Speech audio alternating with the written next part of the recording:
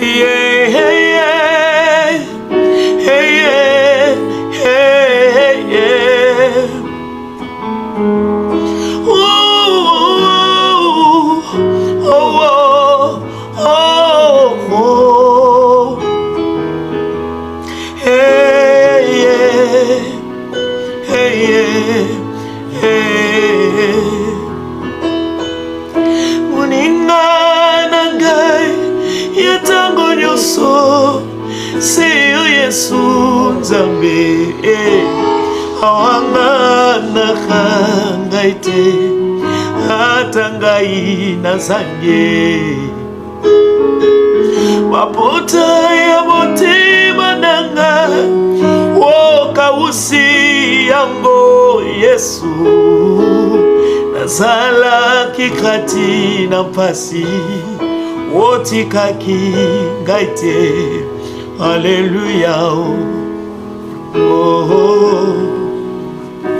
oh, oh.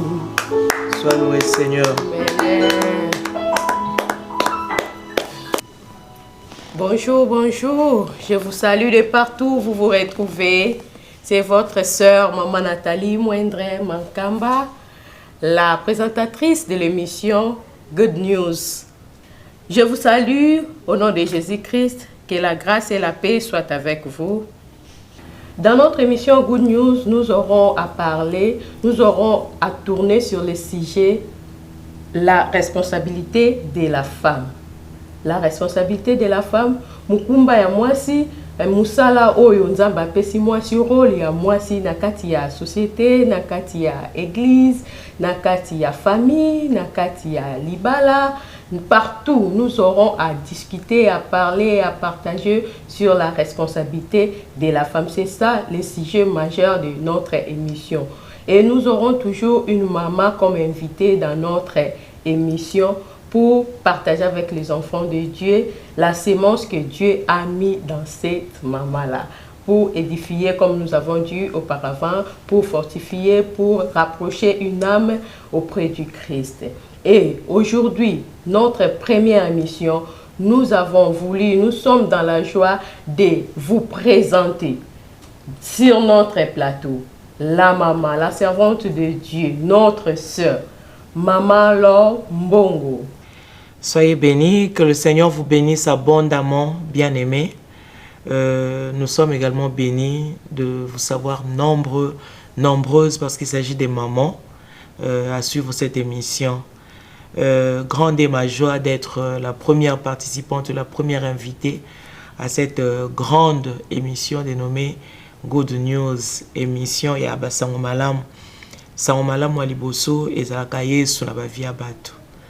Alors on a pamboli nzambe parce que nazondima que émission oyo ekopesa biso esengo ekopesa biso mayele parce que na biso na bino tozoko s'attendre na Saint-Esprit oyo aza mayele nyonso akopesa biso mayele pamba te toza ba maman na responsabilité ebele toko kabola oyo nzambe atie kati na biso elongo na bino et nazondima pe que bino pe na tango na bino bokoya lokola ba invité pona ko partager oyo pe nzambe atie na kati na bino po biso pe tozo ya motuya tika nkolo apambola bino et vraiment accepter de passer de très bons moments et longo na biso na nzela ya émission oyo. Soyez bénis, Maman Nathalie.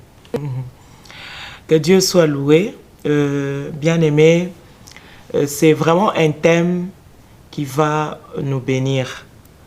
La responsabilité de la femme. Déjà, d'entrée de jeu, je dirais, lorsque le Seigneur a créé la femme, il a créé avec un projet.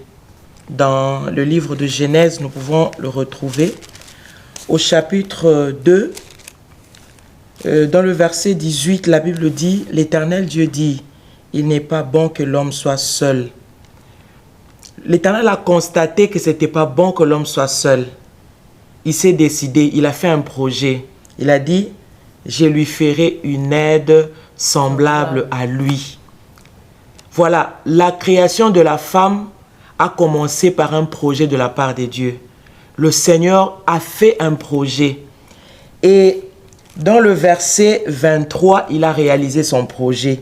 Il a dit, le Seigneur a réalisé son projet dans le verset 19. L'Éternel Dieu forma de la terre tous les animaux. Il a créé les animaux et l'homme donna le nom à tous les bétails, aux oiseaux, ainsi de suite. Alors l'Éternel Dieu fit tomber un profond sommeil sur l'homme. C'était dans le verset 21. Qui s'endormit, il prit une de ses côtes et referma la chair à sa place. Déjà, lorsque le Seigneur était en train de créer la femme, le projet dans son cœur, c'était de faire à l'homme une aide semblable à lui. Le Seigneur n'a pas dit que je crée une charge à l'homme, mais il a dit que je crée une aide semblable à l'homme. Voilà, bien aimé, là où la responsabilité de la femme commence. La responsabilité de la femme, bien aimée, elle ne la tire pas d'un homme. Non. Votre responsabilité en tant que femme, vous ne la tirez pas de votre mari, non. Ni de votre père. Moins encore de votre mère. Mais vous êtes responsable parce que c'est Dieu qui vous a responsabilisé. Et lorsque le Seigneur vous responsabilise, cela veut dire qu'il vous fait confiance. Amen. On ne peut pas confier une responsabilité à quelqu'un pour qui on n'a pas de confiance. Si Dieu vous responsabilise quelque part, c'est qu'il vous a fait confiance. Alors, la femme n'a pas été créée comme charge, mais la femme a été créée comme aide. Qui dit aide? C'est celui qui vient avec une force supplémentaire. Ça veut dire que la femme a été créée comme responsable. Pourquoi? Parce que Dieu l'a dotée d'une force extraordinaire. Bien aimé, la femme est extraordinaire. En général, nous sommes en train de dire que la femme a un mot à dire. La femme a des responsabilités à assumer dans la société, dans la famille. En tout cas, sur tous les plans de la vie. Du côté professionnel, la femme a des responsabilités. Et plus loin, la Bible dit, notre Dieu a dit, il n'est pas bon que l'homme soit seul. Alors, cela dans tous les domaines de la vie. Même dans une entreprise, s'il n'y a que des hommes, il y aura des tâches qui seront incomplètes parce que la femme n'y est pas. Mais lorsque la femme s'introduit quelque part ou entre en scène quelque part, il y a des choses qui s'améliorent parce que le Seigneur a créé la femme comme aide semblable. Alors j'attendrai des questions comme ça pour pouvoir répondre tant soit peu par la grâce de Dieu.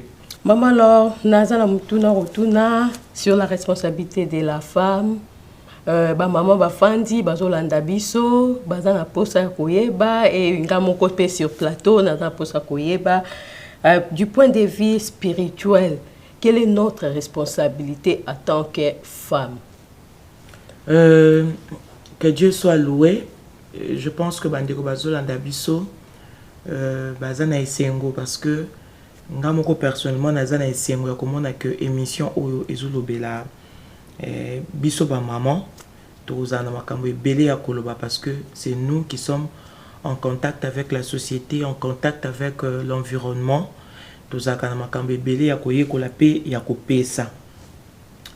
La responsabilité de la femme est d'abord spirituelle parce que la femme ne tire pas ses responsabilités dans mon tout. Ils étaient que Naza responsable parce que c'est mon mari qui m'a rendu responsable. Non. Je suis responsable parce que c'est mon père qui m'a rendu responsable. Non. Déjà, moi, si responsabilité n'a pas en haut et pas en Nzambe. Parce que Nzambe a ça qui projet, il y a que ça la moisi, il y a que ça la moisi. Donc, tant que Nzambe a kanisa ko la moisi, donc création à moisi, et ça, il a mis un projet. Dieu dit, il n'est pas bon que l'homme soit seul. Il a fait ce constat. Mais à s'arrêter, on a dit, Abi, je lui ferai une aide semblable. Donc, à ça, le projet moko, oyekoya, na mukanda, il y a Genèse, chapitre 2, verset 18. Mais à l'obi, je lui ferai.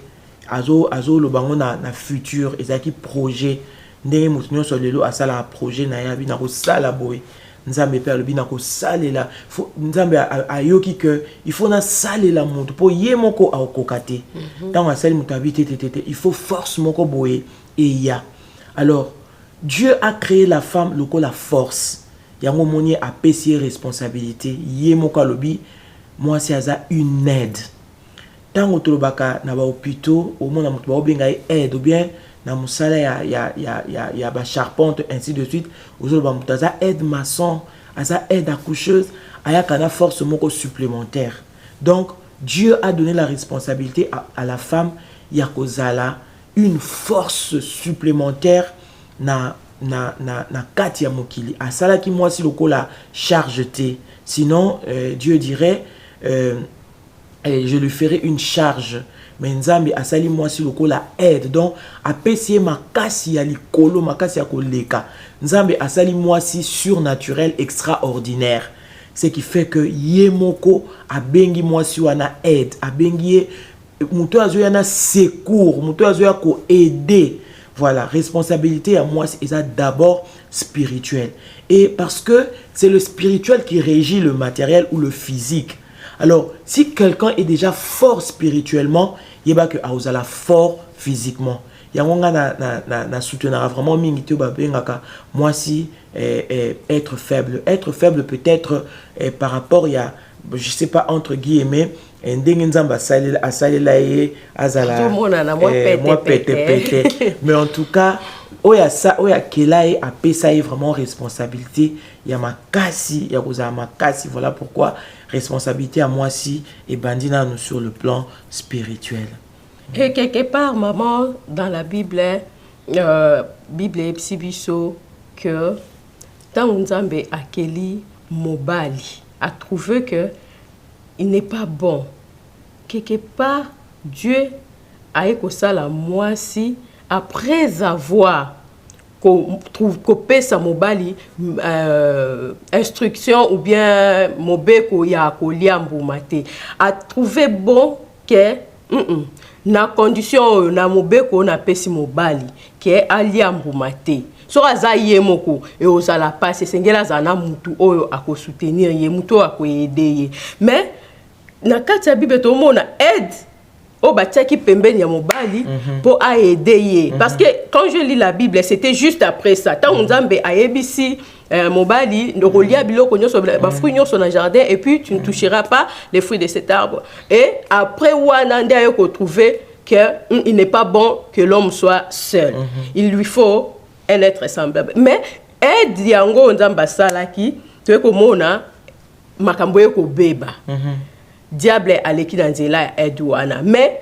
quelque part là beaucoup de gens donnent tort à la femme mais eloko mona yeko découvrir na kati moi si tant diable ayeko luka asolola na ye diable azaka malin il avait compris quelque chose que femme aza aide akoluka a convaincre akoluka a solola mobali akoluka a pesa maboko na ye pona mobali asanini andima eloko moko boye proposition moko boye oyo eye likanisi moko boye oyo eye donc ayebaki ko confirmer que moi si aza réellement aide soki akeya sololi aedaka diable siko aye na ndenge ya mabe pona koluka ko salela qui aide ya moi si et par là Nalingi maman o meka un peu ko claircir biso parce que maman bazali bazolanda biso batumsu ba pesa torna ba maman bango mutu ba memela biso ba bena mokili bango mutu ba memela biso pas liwa siko par là maman qu'est-ce que tu peux dire pour la femme qui nous suit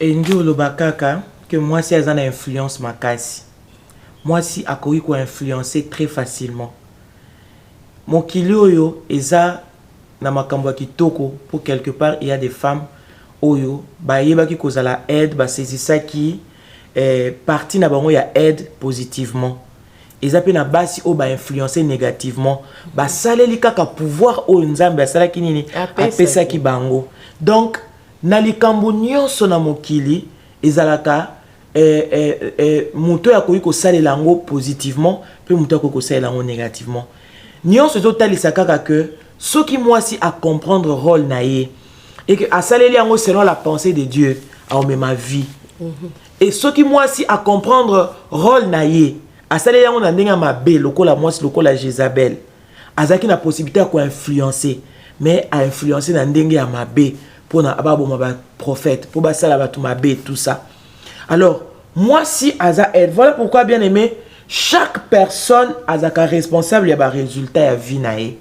Moi si nyonso lokwa toujours le belali kamwa ba maman, moi si nyonso azaka responsable au monde batenaka moi si responsable ceux qui mobali azwa ki mbongo a réussir te ba ko tenir moi si wana responsable ba ko baté que ah mobali wana za mobali azoba asomba ki ndako te asala ki boete bana non ba ko bakaka ke ah moi si na moi azaki na moi si a mabe mais ceux qui mobali a réussir tout le monde a zo ko acclamer nani moi si babi ah azaki na moi si wana za moi si a mayele. Voilà pourquoi, parce que Nzambe a sala moi si lokola aide okoki ko aider na makambo malamu okoki pe ko aider na makambo mabe. Alors mutu aza averti lokola diable aza malin aza averti ayebi que ceux qui n'a pas mobali directement akoki kokuta peut-être négligence na lobaki na ina tongo na midi abose ne makampo ana makambo bela ko sala fois s'occuper na banyama kuna pesa bango ba komo fazong sabo et tout ça. Mais la femme moi si Satan a ayebi valeur nini o Nzambe a déposé na kati ya moi si, ce qui fait que même na ba famille dans la plupart des cas ceux qui na yebi couple moko oyo mobala azaki na bitumba makasi tant wa bali moi si aye na vie na ye, cette femme est venue avec la prière. Alors à chaque fois que cette femme fléchissait ses genoux pour sembler en faveur de son mari, la belle famille disait ah moi si on a muta protégé ka mobali nae. Et c'est vrai. Alors moi Satan a aïb makambo et même namokili mutuno soka lingi à atteindre moi si à atteindre mobali plutôt à osala nini à coller kanandela ya moi si nae pour atteindre mobali wana. Dans la plupart des cas ezakani parce que moi si a influencé ka moi si a la possibilité il y a que changer ba données même na kati ya couple moi si a la possibilité nyonso parce que Nzambe a salaye lokola aide donc akoki ko aider, elle peut aider positivement ceux qui a comprendre rôle nae mais ceux qui a comprendre en côté elle va aider, elle sera toujours une aide mais de manière négative. Ok, bah maman, biso tozo conseiller maman nyonso o azi occasion pour l'émission oyo. En tout cas, nakati na yo oza na force ya ko influencer. Alors, il faut choisir ko influencer positivement.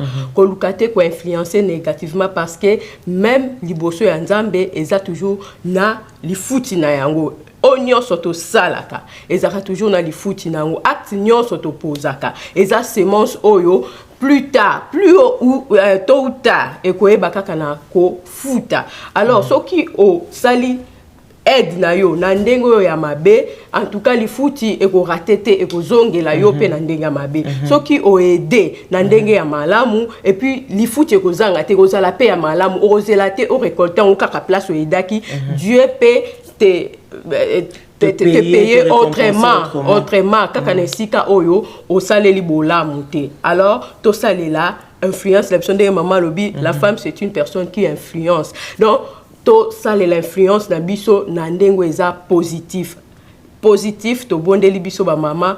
Donc responsabilité na biso moko ya ba responsabilité yango wana to salela influence na biso na ndenge o ezali ya malamu po Nzambe afuta biso pe bolamu.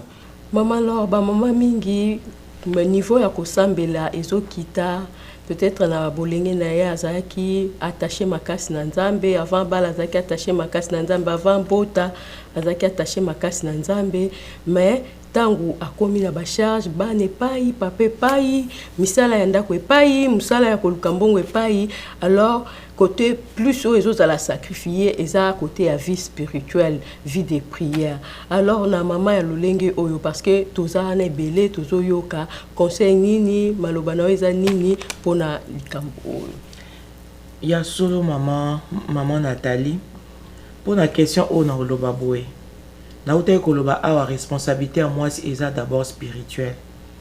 Alors na mona même na ba entreprise au monde na tout temps sous abandaki na grade ya mukie après akomi komata ba grade ceux qui grade ezo mata ba responsabilité pe ezo mata ba fonction pe ezo mata c'est-à-dire ceux qui ont comme mata au comme le makambo belé à kosala. Or na moment on a il faut spiritualité pe et ça anime et mata. Parce que cette spiritualité matite au manquer maîtrise ya makambo belé parce que responsabilité na biso en tant que maman ils ont nous spirituel. C'est-à-dire quoi? Au koko lo batte que on a commis na libala na bali na komi na bana moyena kokasu ko sambeleza te et là le corps akutunde aussi au saline au fongoli porte pour au baki si ba sujet de prière kutunde et comme kutunde so ko bande ko sambela 1 heure il faut qu'on sambela 2 heures 3 heures 4 heures kutu le bas plus pour au baki si mobali na ba sujet de prière na ba problème na une belle famille au baki si bana il faut prier, il faut yo kanzambe, il faut yeba parce que tokoki ko boko la bana sans vision te. Nous sommes obligés en tant que maman d'élever nos enfants avec vision. Vivre une vie sans vision, ils ont le col au côté d'aventure, mon il y a frustration. Ceux qui oyeba te et lo koni ni fona sala. Donc ils ont le col au perdre allure. Nzoka et lo kali bosso ya ko sala. Ils ont augmenté le niveau spirituel na yo. Alors na koyo yebisa ba maman lelo que ezaka eloko ya mabe ya ko sala ya ko tika niveau élevé à spiritualité pour na koloba que na komi na charge belé nzoka nde charge wana ezo senga ozongisila bango mokeli oya pesi yo bango oyo azana ba vie na bango azana ba destinée na bango parce que au monde comme ce n'est pas le tout en Amérique au monde maman moko moi tout ça la bêtise alors bana biso bazala ka boye non mboka et éducaka mwana te maman voilà base au monde biso to na Kinshasa ko mona ka bana kin ka boye non Kinshasa eko éduquer mutu te. Kinshasa eko éduquer mwana te. Yo maman de mutu oza censé ko éduquer. Alors, ceux qui au perdre allure na yo lelo, lobby temps eko perdre yo. C'est-à-dire osons se retrouver sous dans le temps parce que temps où il fallait tia sémence. Or muto ayebi ba destiné à bato, ayebi destiné à mariage na yo, ayebi destiné à bana na yo, c'est Dieu. Alors, ce qui est au s'éloigner, na o ayebi lobby à battre, na o ayebi destiné à battre, au s'éloigner na ye, si ko yeb sanga vision o yo ko kambela bana et ko utaneti wapi. Voilà donc ce qui est dans moi si moko azana vision na mutu na ye ndenga ko éduquer bana. Je crois que moi sona ce qui ayebi pena nzambe à s'éloigner dans Nzambe. Par contre, à se rapprocher de plus en plus dans Nzambe, à pousser bana beaucoup plus dans Nzambe. C'est-à-dire, tant que vous planifiez école pour na bana, vous planifiez na école de dimanche pour na bana. Tant que vous planifiez classe pour na bana, planifiez pe bon Nzambe pour na bana parce que ngala mona batu na tant tu ko foutre là quelque part, toujours foutre dans le pan moko.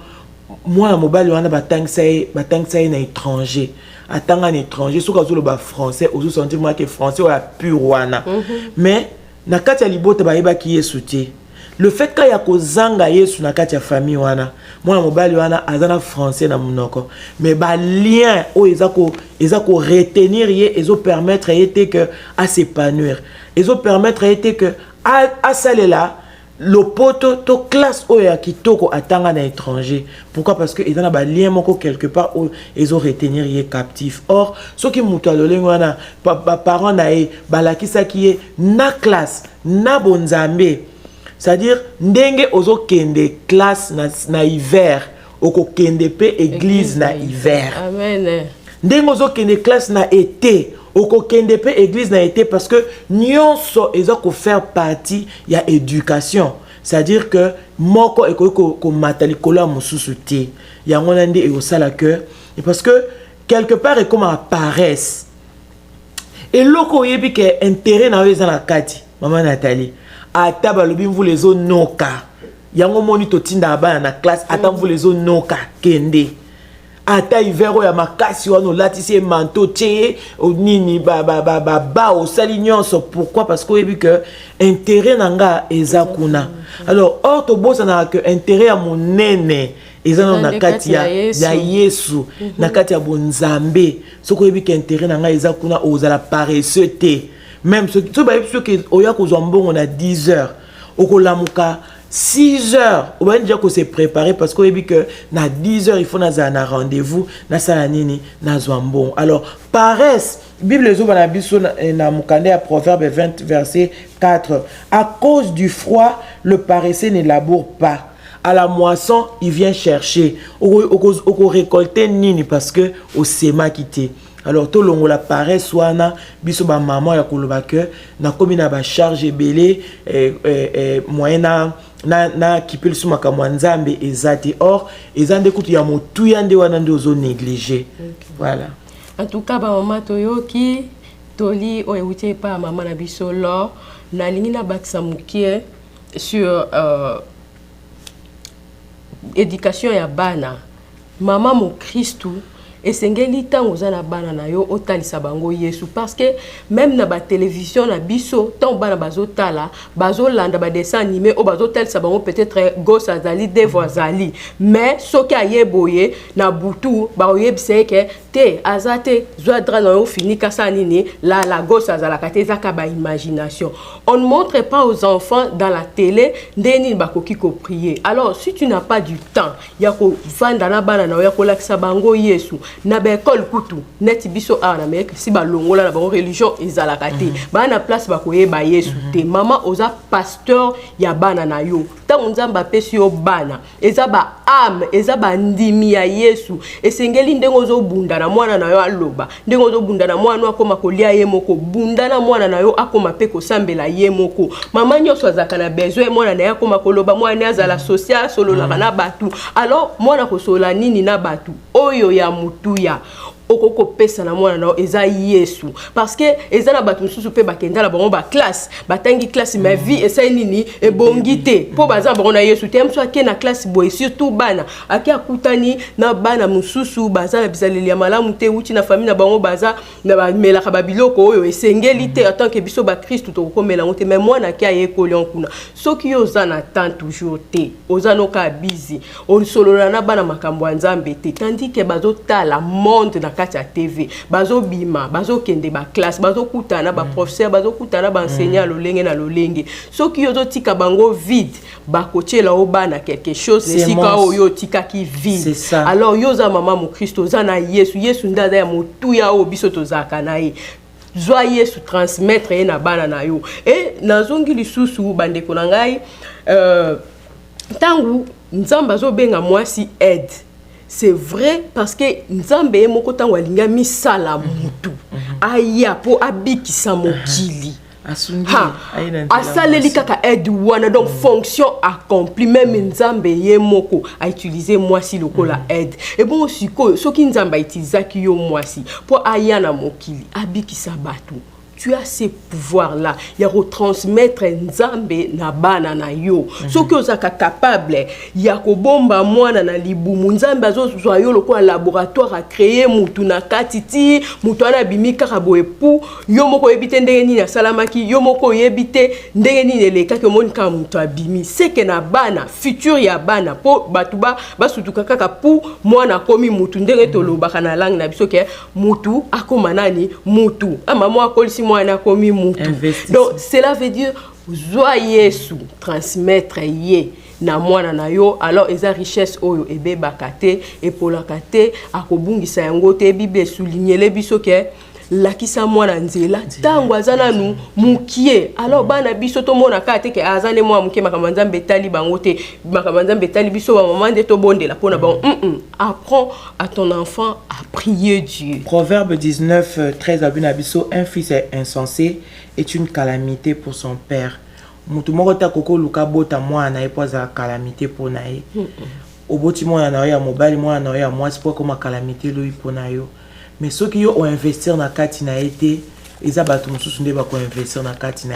Neti lelo, ceux qui ont investi te, ils ont réseaux sociaux nde mutu e ko investir na kati ya mwana wana.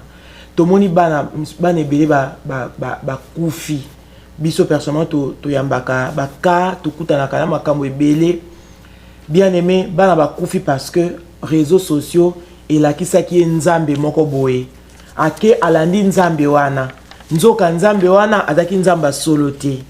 Or nga bito totalaka omona tom oyebisi mwana ka eloko mwa mukie ake na classe ake kutana na eloko mo eza contraire na owana kaka eloko mukie oyebisaki a se défendre nango msusu kutu na connaissance ebelete mais kaka moi défense wana ya mukie esali ke sauver mwana maman. C'est nous qui avons la responsabilité à inculquer na bana ou essayer d'abord. Sinon, distraction ya lelo eko kanga bana na biso. Distraction ya lelo eko sala que bana na biso ba consommer ba ordure au nyons et dans la carte ya réseaux sociaux. Or, même ceux qui moi na koki koki na réseaux sociaux, yebisa ye eloko nini ayeba ko sala choix.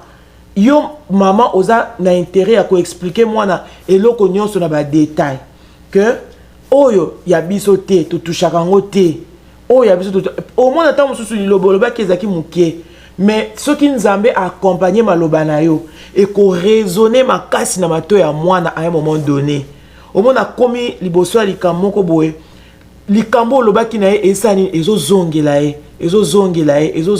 ye parce que Nzambe accompagnaka o biso to semaka na kati ya mokili. Donc acte nyonso zo poser et ndenge ka kozwaka oké na marché oké sala ba course pour na bana parce que on a besoin o pesa bango eloko kolia ndenge wana pe mama nanga yekola ndenge ni okoki ko transmettre Nzambe oyo yebi na kati ya bana à tout prix. C'est-à-dire ce que za na malili toké na malili. Ce que ils appellent na mupepe, toke na mupepe, l'essentiel est que Yesu onga na yebi na inculqué bango, na inculqué ye na kati ya bana, voilà. Ok, merci beaucoup maman. Je pense que maman Toyoki toli sur encadrement ya bana en tant que maman ba Christou aide na biso et pas ya bana ils sont très important na côté spirituel parce que bana oyo yo osungi opesi Yesu lobi ba kozala makasi na yo tango kolemba bangonde bakoya pona ko soutenir yo. Alors to zala biso nyonso branché tous rester kaka branché na kati ya émission na biso maman toza na question mususu basi mususu ba zolela pe net na bamboka ba paya boye les femmes travaillent beaucoup bazo sa musala mingi et na bandaku temps penza ya entretenir pensant parce que nous avons dit la responsabilité de la femme nous allons toucher un peu partout pour le coup les éditions à liboso tant penza ya ko bongisa ndaku ndenge mwasi alingaka ndaku na ezala mwasi nyonso alingaka ndaku na ezala bien peut-être tant wana ezozala penza te posa wana ezali mais tant wana ezozala te net na mama ya bongo okoyebisa ni tolini okosunga mama ya lolenge oyo. Bon,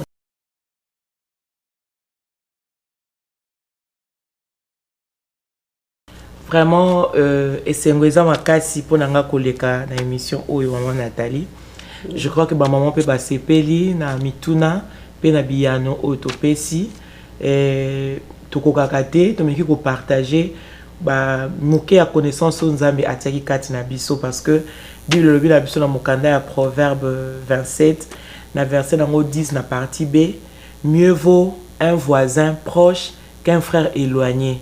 Nde rôle oyo émission ba émission boye et jouaka mutu muso akokoza la pembeni na yo ayebisi yo vérité te ou bien ayebisi yo te ndenge nini okoki kotambola mais mutu muso akokoza ndeko na yo voilà frère na yo sœur na yo ya famille ayebisi yo te ndenge nini makambo esengeli tambola mais un voisin oyo aza na ndeko te ya makila mais andimi koyebisa yo to ko livrer ba secret o yazo tambola o etambusaka ye peut-être azolonga aza pena lipamboli nde émission o Good News tolobi merci maman Nathalie Nzambe apambola bino bandeko to retenir que makambo nyonso tozoloba a eza pona bien-être na biso ya lelo kompe ya lobby pambate si vous ne mettez rien en marche dans votre vie rien ne marchera. Il faut au mettre des choses en marche pour que ma cam ait marché. Alors, vraiment, zoa toli oyo, na komi ki nyonso, ndenge topeseli bino yango, zoa yango, senga nzambe, nzambe, talisanga nini na sala, na tambola lolenge nini, to na sala ndenge nini po, na tia batoli oyo, na vinanga, nzambe wana akosunga. Na sepeli, o nazaki nango, j'ai partagé avec mon cœur. Tika nzamba pambola bino, na ba édition mosusu nazo espérer que nzamba opambola biso nyonso na bino na biso, na kombo na Yesu Kristo. Soyez bénis na sepeli ko pambola papa boss, mobile ya maman Nathalie pasteur, na pesi pe longonia mingi na musala kitoko oyo bandeko na biso bazo sala. Wana producteur, hein? Anthony Kianga, la madame Naï, maman Gloria. En tout cas, merci beaucoup. Merci maman Nathalie. Merci pour nous yambanga na émission kitoko oyo. Merci na ba maman nyonso o bufongwe la kibiso bandaku, bufongwe la kibiso mitema. Nzambe apambola bino nazo tombe bino 2022 ya kitoko au nom tout puissant de Jésus-Christ. Bonne année, Happy New Year. Merci beaucoup de nous avoir suivis. Restez branchés sur notre chaîne Good News TV. Que Dieu vous bénisse. See you next time. Bye bye.